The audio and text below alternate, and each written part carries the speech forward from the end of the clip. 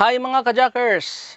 Sa bidyong ito, ang gagawin natin ay magpapalit tayo ng valve seal ng 4J A1. Pero magpapalit tayo ng valve seal mga kajackers na hindi na natin ibababa yung cylinder head. So panoorin na lang natin mga kajackers kung anong proseso ang gagawin natin.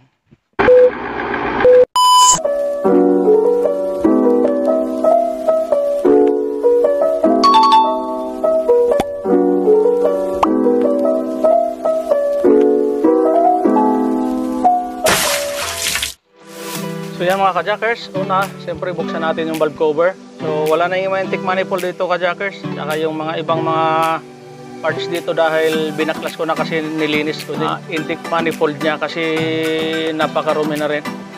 So ayan, ito nilogan ko na, walang naman lulugan yan. Tatlong nut niya sa taas.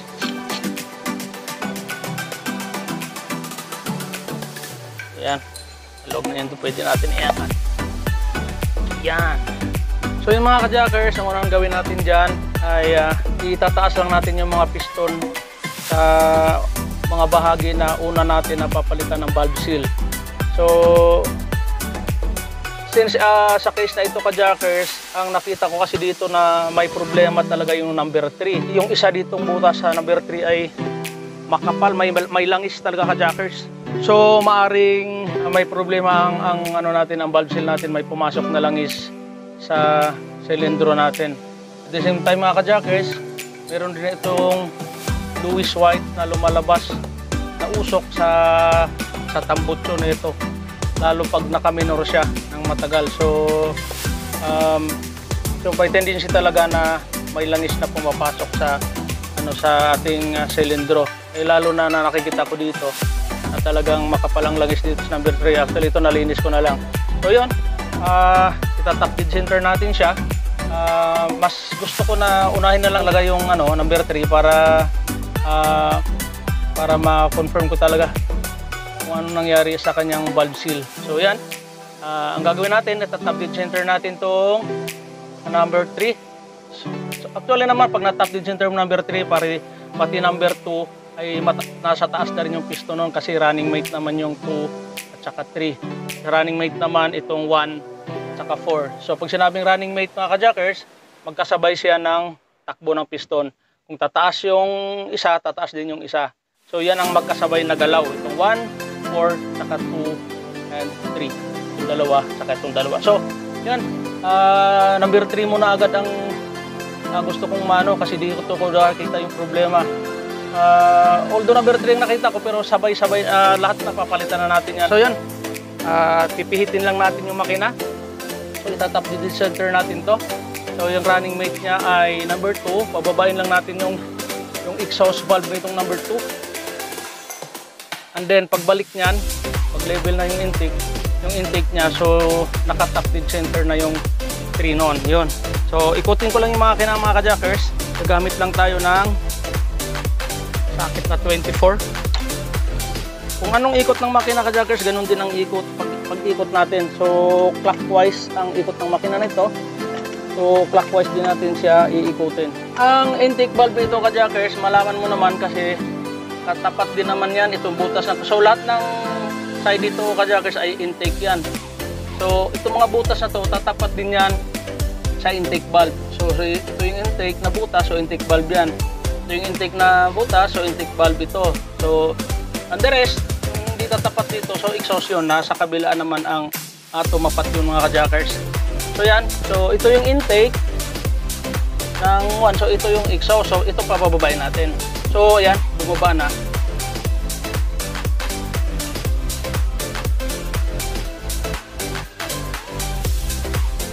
Then babalik siya.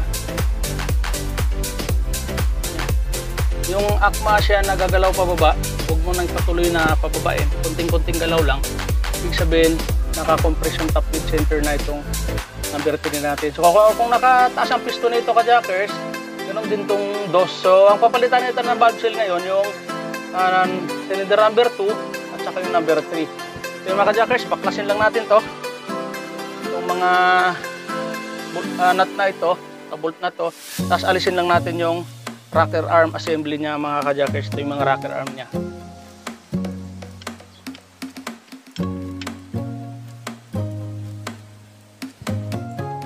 mga kajakers, pag nagluwag pala itong rocker arm, luwag, huwag tuduhan agad. Halos isabay-sabay natin siya. Kasi may mga spring kasi dyan na nakatulak. So baka babaluktot kung maputol yung ating rocker arm shaft. Pag nagbabaklas ako nito kajakers, sinasabay-sabay ko para sigurado tayo na aangat siya ng sabay-sabay.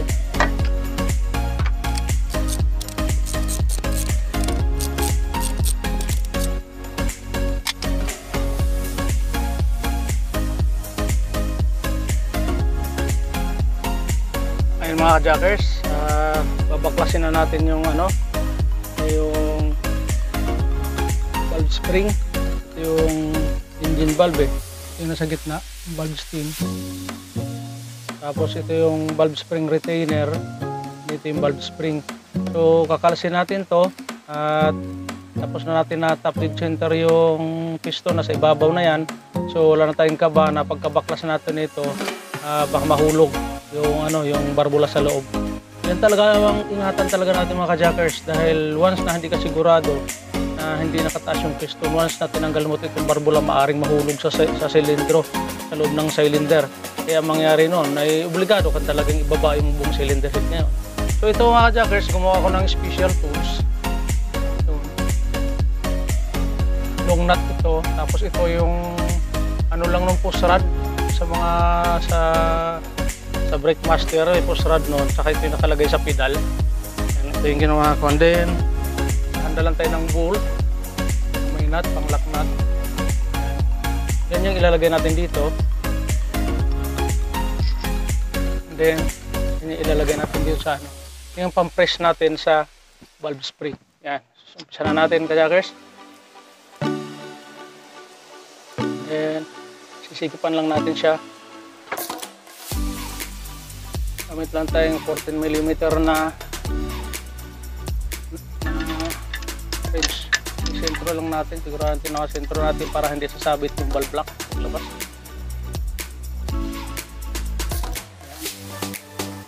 Press na siya.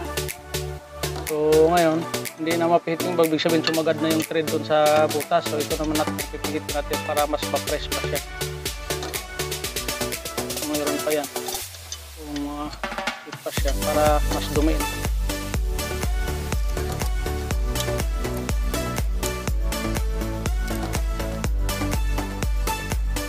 Yan, nakausli na yung valve block.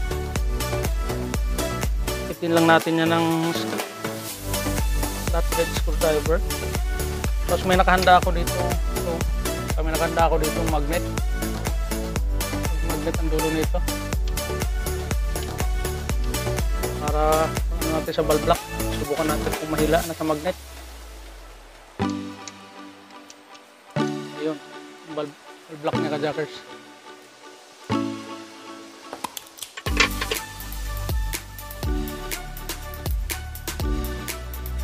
Yung isa natin, hindi pa.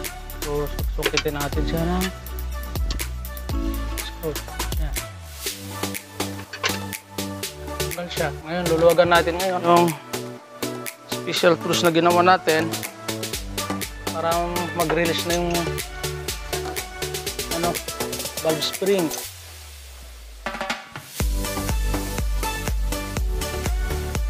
Atan lang natin na baka tumalsik, baka biglang maubos na yung yung haba nung baka tumalsik.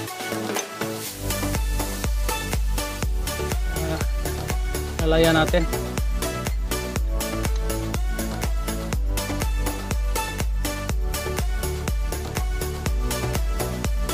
Hindi naman sakto lang siya, kakagat pa rin. Sakto lang. Tanggalin natin yung ating special tools, and then ito tanggalin na natin yung valve spring saka valve spring retainer. Kung may marka to kajakers, tandaan natin para hindi mabaliktad yung spring. May dust na white yan, yun sa baba, bandang ilalim. So ito yung valve, ito yung barbula. Papansin natin na may inuuntugan, yun yung piston inuuntugan niya. Kasi kung wala yung piston, yung nakataas yan, mahulog sa loob yan. Laking problema nun. So yan, babaksin natin ngayon yung valve seal. Okay, bukan natin si natin ito.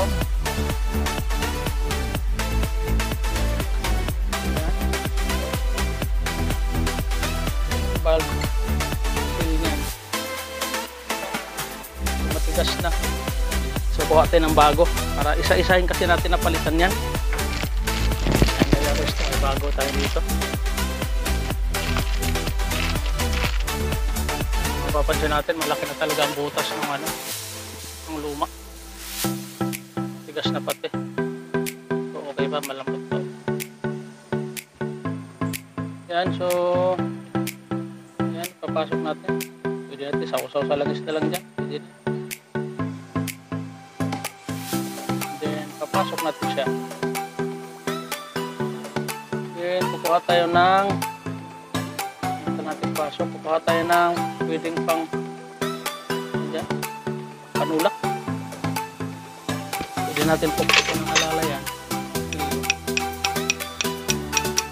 Hanggang sumagad siya sa baba.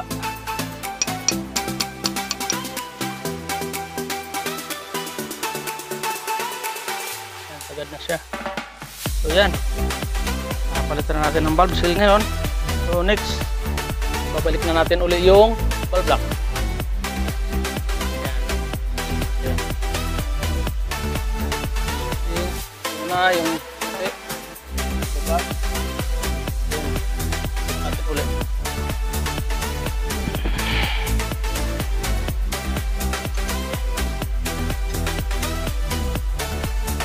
Para kumantay.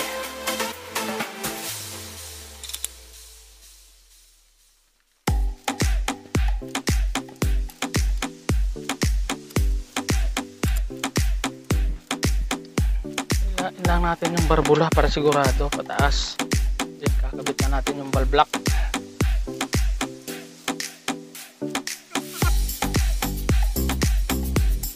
Then i-area natin ngayon.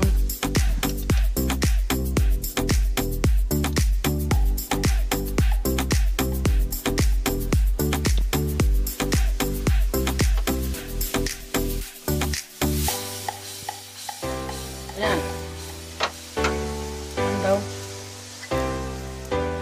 Palitan na natin yung isa. Then next, ito naman. So papalitan natin itong number 2 cylinder at saka number 2. Yung isa. Sandi natin ulit. Ganun din kung paano natin ginawa yung una ka-jackers. Ganun din gagawin natin dyan. So rin ka ito, hindi ko na lang ipapakita sa inyo dahil ipakita ko naman ito yung isa. So next na ipapakita ko sa jackers yung dito nasa 1 at saka sa 4 kasi ipakita ko naman paano itatap dead center yun kung mga jackers na wala na yung rocker arm. Titingnan lang natin sa pamamagitan ng push rod. Ayan, so dyan muna ka jackers ha, tabayanan nyo at papakita ko next pag nagpalit tayo sa 1 and 4 para hindi mababa masyadong video natin kasi ganun din naman ang gagawin natin dito. So papalitan ko lang itong tatlo pang natira sa 2 and 3. Ayun mga ka-jackers na palitan ko na yung dito. Since ito ang pinapit center natin nung nakaraan yung piston number 3. So ang hindi natin napalitan ngayon yung 1 saka 4. So ngayon, gagawin natin itap dead center. So, top dead center naman natin ang 4 ngayon kasi ito ang kasunod. Kasi ang tinap dead center natin is 3. Diba? So, ang firing order nito is 1, 3, 4, 2. Kaya para mas mabilis tayo, sundan na agad natin ang kasunod na mag-fire nito. So, 1, 3, 4. So, ang pababayin natin yung running mate niya, yung 1. Kasi ang running mate ng 4, diba 1? So, yun, bababain natin tong exhaust valve ng 1 and then pagbalik pag nagpantay na yung dalawa, ibig sabihin naka-top dead center na yung number 4 noon. So number 4, once na nag-top dead center ang number 4, ganun din ang 1 kasi running mate yan. So kajagas ito, wala nang rocker arm Kaya ngayon, pag pihit natin ng makina, magbabase tayo ngayon sa push rod. So yung mga push rod ng mga kajakers ito. So, top dead center natin yung 4. Kasi 3 tayo. So, dito tayo sa 1. Ang exhaust valve ng 1 is ito. Kasi intake ito, nakatapat sa intake na butas eh. So, ito ang 1. So, pababayin natin to. Paano pababayin yan? Ito ang babasahin natin yung push rod ng kajakers. Tataas ito. So, pag tataas yan, ibig sabihin, kasi siso yung rocker arm eh. So, pagtaas nito, bababa ito. And then, pag balik niya, baba uli. Tapos magpapantay na siya dito. Yun, naka-top dead center na yung piston natin number 4 at saka number 1. So, yan. Hitin natin. Patataasin natin ito. Kasi, nakaganon yung rocker arm, bababa ito. And then, ito naman, patataasin natin. So, dito tayo magbabase ngayon sa push rod. Hitin natin ngayon. Okay na. Mababa na para maramdaman natin, hawakan natin itong dalawa.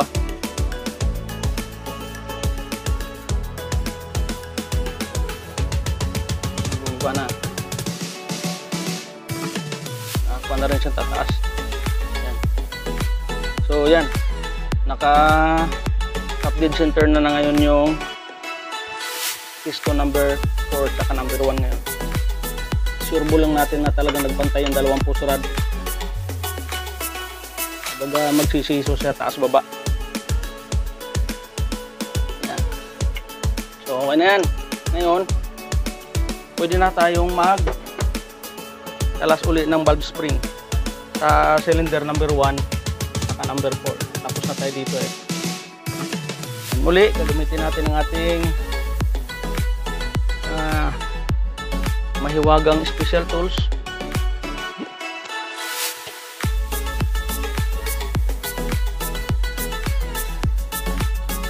Pinuli, sentro lang natin.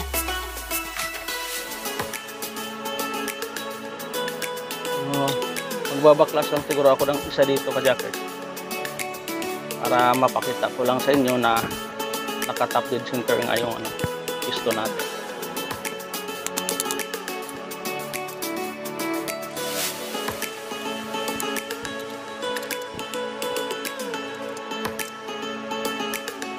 At gumagamit ako ng magnet.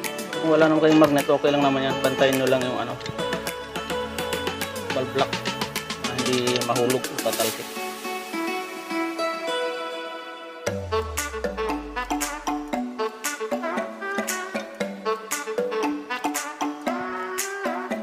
Walay lang natin mga kajakers.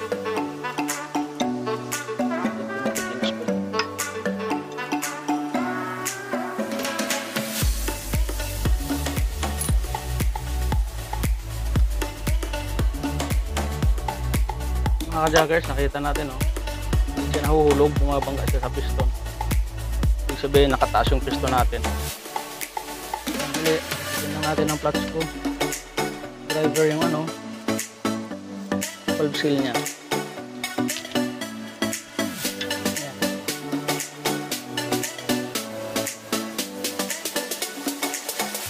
Then natin bago. Ginamit ko dito sa kajakers yung number 12 lang na straight drive na dip socket. Yan ang kasukat. Ano mang meron kayo na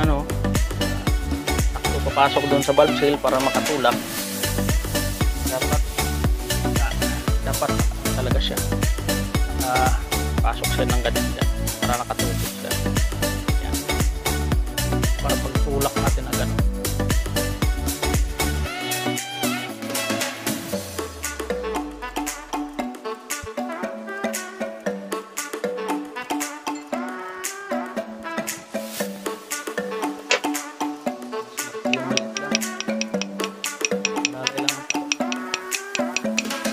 Sagad siya.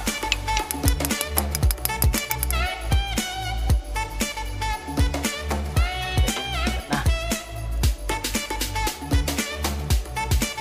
Dahil natin sa pataas. Barbula. Kabit ulit natin yung spring. Yung may puti na tatak. Tandaan natin yan sa baba yan.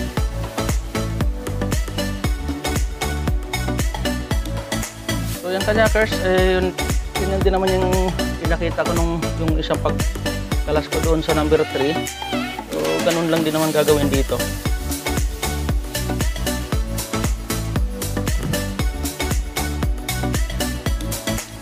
ko lang tong isang to, then kahit hindi ko na lang papakita ulit yung pagpalit ng 4 ulit tulad nung nakaraan, isa lang ang pinakita ko kasi ganun din naman ang gagawin.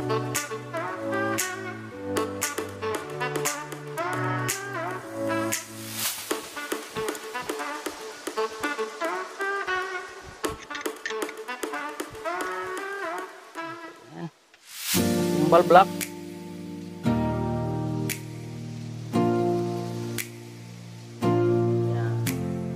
tapos release na natin. Wala nang didipom yung mga valve block.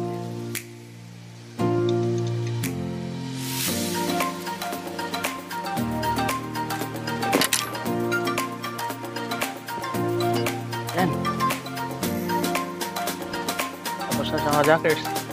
So ganun din naman ang gagawin ko, jackers. Itong natira pang 3 barbula, 2 dito sa cylinder number 4, saka isa pa dito sa cylinder number 1.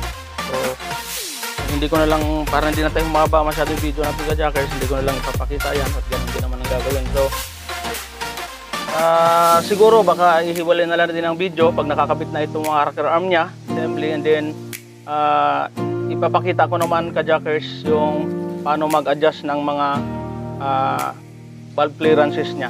For now mga ka-jackers, maraming salamat sa iyong pagpapanood ka, jackers, sa ating video ngayon. At uli, kung naligaw ka sa channel ko o di kaya na sinusubaybayan mo ito, at maraming salamat sa inyong mga suporta, ka-jackers. Muli subscribe natin ang ating channel, Jack of All Trades, Master of None, at i-hit natin ang notification bell upang ma-update tayo sa mga next upload video natin. Maraming salamat, ka-jackers. God bless.